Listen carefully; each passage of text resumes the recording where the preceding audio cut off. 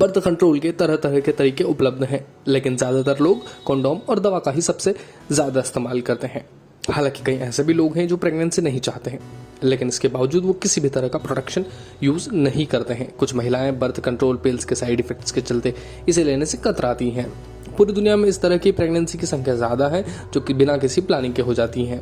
हालांकि वैज्ञानिकों ने बर्थ कंट्रोल का एक नया तरीका ढूंढा है जिसका इस्तेमाल कोई भी बेझिझक और आसानी से कर सकता है।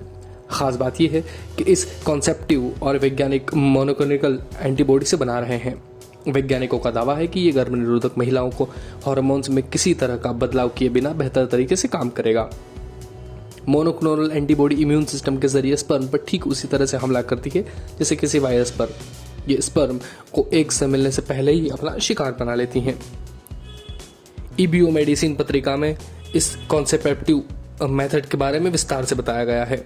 स्टडी के अनुसार मोनोक्लोनल एंटीबॉडी स्पर्म को पकड़कर उन्हें बहुत कमज़ोर कर देते हैं। स्टडी में ये भी जानने की कोशिश की गई है कि क्या इसका इस्तेमाल गर्भ निरोधक के तौर पर किया जा सकता है और इसे वजाइना में डालना कितना सुरक्षित है।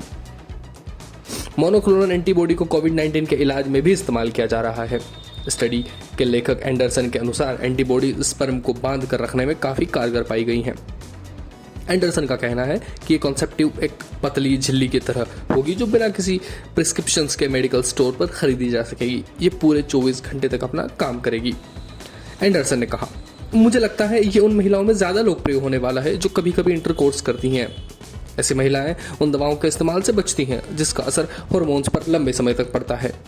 उन्हें ऐसे प्रोडक्ट की ज़रूरत पड़ती है जिसका इस्तेमाल वो अपनी ज़रूरत के हिसाब से कर सकें। वैज्ञानिकों के एक समूह ने गर्भ निरोधक के तौर पर इस एंटीबॉडी का इस्तेमाल भीड़ के ऊपर किया। स्टडी में नेचुरल एंटीबॉडी की तुलना में मोनोक्लोनिकल एंटीबॉडी का स्पर्म पर ज़्यादा प्रभावी और शक्तिशाली पाया गया। वहीं एंडरसन की टीम ने इसे डोज और सुरक्षा को समझने के लिए कुछ महिला वॉलंटियर्स पर इसका क्लिनिकल ट्रायल किया। पहले चरण में क्लिनिकल ट्रायल में 9 महिलाओं ने 1 हफ्ते तक हर दिन वजाइना में झिल्ली के जरिए एंटीबॉडीज लगाई। इसके अलावा शोधकर्ताओं ने 29 महिलाओं पर प्लेसबो स्टडी भी की। इसके लिए इन महिलाओं को ऐसी झिल्ली दी गई जिसमें एंटीबॉडीज नहीं थी। शोधकर्ताओं ने एंटीबॉडी ग्रुप वाली महिलाओं का वजाइनल पीएच प्लेसबो ग्रुप वाली महिलाओं के बराबर हो गया। मोनोक्लोनल एंटीबॉडी लगाने वाली महिलाओं में किसी तरह का बैक्टीरियल इन्फेक्शन नहीं पाया गया। ट्रायल में मोनोक्लोनिकल एंटीबॉडी सुरक्षित और 24 घंटे तक महिलाओं में एक्टिव पाई गई। हालांकि पुख्ता जानकारी के लिए शोधकर्ताओं को सेक्सुअली एक्टिव महिलाओं के एक बड़े ग्रुप पर इसका ट्रायल करने की ज़रूरत है। इसके अलावा शोधकर्ताओं ने एक एंटीबॉडीज पर काम करना शुरू कर दिया है जिसे पुरुषों के कॉन्ट्रासेप्टिव जेल की तरह इस्तेमाल किया जाएगा। पुरुषों के लिए कंडोम और नसबंदी का अच्छा विकल्प साबित हो सकता है।